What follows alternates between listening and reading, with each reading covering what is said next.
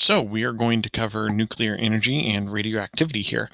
This is one of those interesting topics where I actually teach this topic in every class that I teach. So we touched on this back when you're in 8th grade with radioactive decay and using that for coming up with absolute ages of igneous rock and occasionally some fossils and other buried, preserved remains. Anyway, getting into the notes here. First off, we have to do a quick review of the stuff that we covered at the beginning of the year with atoms. So the big thing that we care about here are the subatomic particles that are in the nucleus, also known as the nucleons, the protons, which have a 1+ charge, the neutrons, which have a 0 charge, and also are both roughly equal in mass at 1 atomic mass unit and exist within the nucleus. They are held together by something called the strong nuclear force. Positive protons and neutral neutrons held together by this force. Keep in mind, like charges, that is the positive charge of the protons, those want to repel one another.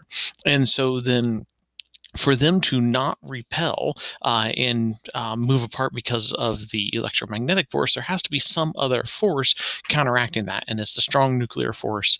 And you get extra strong nuclear force from the neutrons, so you can almost think of the neutrons as the glue, but it's not truly that the neutrons are the glue. But it is a very strong force, stronger than the electromagnetic force. Different than the electromagnetic or gravitational forces, though, is it is not universal. It is only acts over short distances, distances not much larger than the nucleus of the atom. In fact, large nuclei are unstable because the protons end up being too far away from one another, and the strong force can't hold them together. And so you end up with this tug of war between the strong nuclear force and the electromagnetic force, and for large enough nucleuses, they end up repelling one another. Those start in general at number 92 on the periodic table, lead. Lead is theoretically the last stable element out there. Bismuth technically is unstable, but its half-life is greater than the age of the universe right now, and so then it has even gone through one half-life if it even existed when the universe was made. So it is potentially stable enough for our purposes. And bismuth radioactivity has led to this idea that maybe all atoms are radioactive and naturally unstable and will eventually break apart. It's just that they have half-lives that are gigantic. Not that that really matters for us. And that's not to say that there's not radioactive elements lower than lead on the periodic table. There's just not the most common naturally occurring versions, or that is, there's at least a stable version of every atom with an atomic number equal to or less than 82, lead's atomic number. Reminder as well, isotopes are atoms of the same element, which means they have the same number of protons or the same atomic number, but they have different masses, which means because the mass mostly comes from protons and neutrons, they must have a different number of neutrons. Atomic mass of an atom is the sum of the number of protons and the neutrons in the nucleus, whereas the atomic number is just the number of protons in the nucleus. Remember that the atomic number is tied to the number of protons, which do not change. It is equal to the number of electrons, though the number of electrons can change because the electrons can be gained or lost. The reminder on our notation, we can have a symbol and then superscript before the symbol, its mass, after or subscript before the symbol is its atomic number, or you can have the name or symbol hyphen the mass, in which case you'd have to look up the atomic number to figure out the number of neutrons, which is the most common thing you're asked to do with these things. So this is 23592 uranium, and when you do the subtraction problem here, you can figure out that this one has 143, if I'm doing the math right in my head. Yes, 143 neutrons. Uranium-238, on the other hand, has 146. You'd have to look up the atomic number of uranium, or you can just use the one that's given to you here, 92. And when you do that subtraction again, you get 146 neutrons. Go ahead and pause the video and calculate the number of neutrons in these two. Should be quick, simple calculations. You probably will need a periodic table. And going over the answers here, if you haven't paused already, please do so and do that first real quick. But 3 minus 1, of course, is just 2 neutrons in the hydrogen atom here, and carbon has an atomic number of 6, so 14 minus 6 gives us 8 neutrons. And I wish I could write these answers out on the screen here, but I'm doing this from home and cannot. So that R is funny. Radioactive decay. Some atoms are radioactive and will naturally break down, and as they break down, they give off radiation. And there are 3 different types of radiation that they can give off. One is an alpha particle. The alpha is the Greek letter A, and we abbreviate with a Greek letter lowercase a here, but it's a helium nucleus and it has a 2+ charge.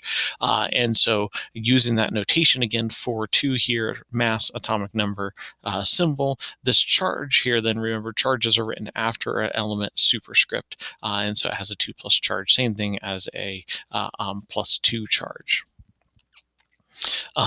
And alpha particles, because they're so big and heavy, are easily blocked by something like paper or skin. Problematic if you ingest them, because then it starts to attack the internal tissues of your body, whereas externally, unless you have prolonged exposure, skin cancer may be slight risk from alpha exposure, but not a huge concern.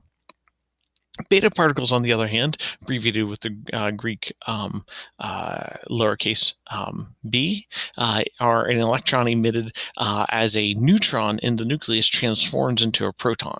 And so essentially what happens is the neutron throws out an electron, it breaks down and turns into a proton in the process. And so the beta particles have an insignificant amount of mass and a 1- charge. You could almost say that the atomic number is 1- as well, but it's not a true atomic number. Anyway, they're smaller, lighter weight, and therefore they are more penetrative, and they tend to be able to pass through up to 2 inches of wood or be blocked by 2 inches of wood or aluminum foil. Beta particles are more risky to be exposed to. The most risky type of radiation to come across is gamma radiation. It's the Greek lowercase g, although it looks like a Y to us, and it is a high energy or high frequency photon. If we haven't covered light yet, then we'll get to that when we cover light. If we have covered light, then you'll recall photon is just a particle of light. It's massless, but it's kind of the carrier of light energy, and it takes 6 inches of lead to block these. You can also use several feet of water to block these, but gamma radiation is your most problematic of the radiations. There are others, but we're not going to get into them here. The process of atoms breaking down, because as they break down, they release the particles there. I meant those to come up one at a time. As they release the alpha or beta particles there, they turn into a new element because we're changing the atomic number as they go. And so then as it changes the atomic number, we change the element. This here in the diagram is called a decay chain. We start with uranium-238, which is one of the examples I used a moment ago, and it is radioactive and unstable. And it will go through a decay process where it gives off alpha or beta particles. And as it does this, then it will eventually turn into a stable isotope of lead, lead-206. I believe lead-208 is also stable, but that's not in this particular decay chain here. And you do end up with some places here like the bismuth 214 where it branches and it has 2 choices. It can give off an alpha particle and come down here, or it can give off a beta particle and come over there. But this is just a basic decay chain of a radioactive element.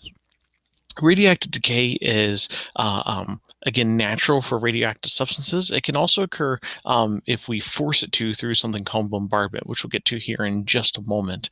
But it is governed by the weak nuclear force. You have to trust me on that. And to be honest, I'm super rusty on it. But the weak nuclear force is the 4th of the 4 fundamental forces, and it is what decides essentially which path it takes, and to some extent radioactive decay is a matter of random chance as well. You may recall from chemistry that we had the law of conservation of mass and matter, that in a chemical reaction, we cannot gain or lose mass. We simply have atoms rearrange. It turns out that in physics, we can actually break down the mass and destroy mass, and it gets turned into energy. Chemistry is all about rearranging the atoms and how they're bonded to one another through transfer of electrons, whereas physics gets into changes to the nucleus of the atom. Anyway, half-life is the time it takes for these decays to happen, and this diagram here shows you the decay process, but does not tell you how long each of these decays take. Each of these decays take their own unique amount of time, and half-life is simply a quantitative way to measure how long it takes for half of it to go away. The formula for it is fairly complicated, and you'll get, if you take physics or chemistry with me, you need at least algebra 2 under your belt to be able to handle that formula. But we can deal with how long it takes for half of it to go. It turns out that at any given instant, an atom could decay or could not decay, and whether it's going to decay is a big question mark. But over time, eventually what will happen is more and more will decay and give off the radiation.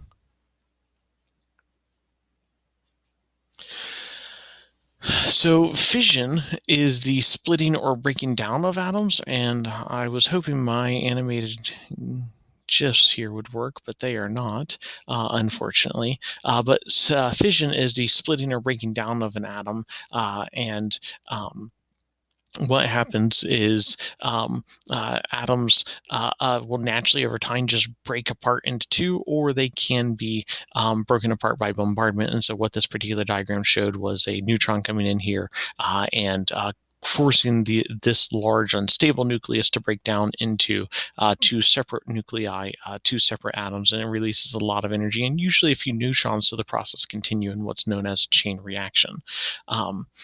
Fusion, on the other hand, comes from the combining of atoms, and again, in the process, some mass is destroyed and turned into energy. With both of these, the mass that is being destroyed follows Einstein's famous equation E equals mc squared, which we're not going to get into using because we have to get into something called binding energy for that. Again, take physics if you're interested. But fission is breaking apart, fusion is fusing or sticking together. Fission is what takes place in nuclear power plants and is what takes place in nuclear weapons, things like atomic bombs, whereas fusion is what powers the sun and all stars. And fusion has been used in nuclear bombs, specifically your hydrogen bombs, but has not been used in been able to be recreated safely here on Earth. If we could figure out how to do fusion safely here on Earth, it might be a really powerful and fairly renewable source of energy. But again, in both of these processes, some of the mass is converted into energy. And again, that follows Einstein's famous equation. Real quick here, we'll see how we're doing on recording time. I think I'm doing okay, so let me try to pull up the animations this way instead. So this one here is the fission one, and you can see here the neutron coming in, breaking apart a larger unstable nucleus. Keep in mind we're ignoring the electrons here, and it splits into two lighter weight atoms, not necessarily the same weight, although that is possible. And in the process, it gives off more neutrons. Not always three. It can be as few as two. It can be as few as one, but then the process does not sustain itself. Conversely here, this is fission. This is or fusion, excuse me. This is one of the processes that takes place in the sun, and you actually have here a hydrogen. Come on, repeat. A hydrogen or deuterium here, a hydrogen with one neutron, and here's a tritium, a hydrogen with two neutrons, and they combine and they form a helium nucleus, two protons, two neutrons, and they give off another neutron to continue the chain process elsewhere, also giving off energy. This is what becomes the heat and light that powers stars. Anyway,